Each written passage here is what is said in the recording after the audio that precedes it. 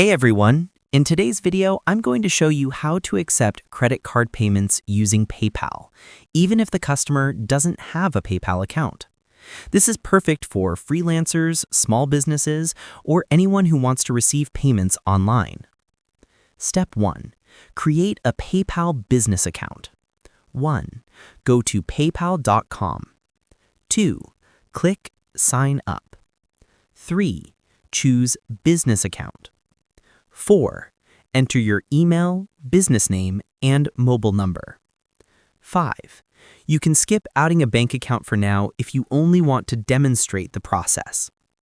A business account is required to accept credit-debit card payments. Step 2. Go to PayPal buttons or payment links. There are 2 ways to accept credit card payments. Method A. PayPal payment link, the easiest way. 1. On your dashboard, click Pay and Get Paid. 2. Click Payment buttons or PayPal Checkout. 3. Click Create a Payment Link. 4. Enter item name and amount. 5. Save. 6. Copy the payment link.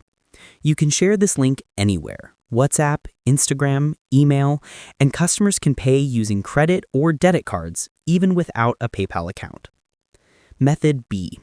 PayPal Smart Buttons for website. This is useful if you want to show website integration. 1.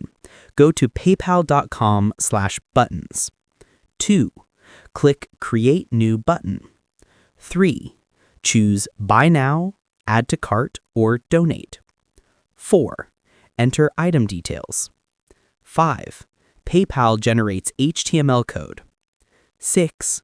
Copy and paste this into any website builder: WordPress, Wix, Shopify.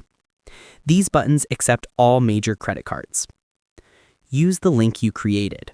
1. Open it in a browser. The checkout page shows Pay with PayPal, Pay with debit or credit card. Click Pay with debit or credit card.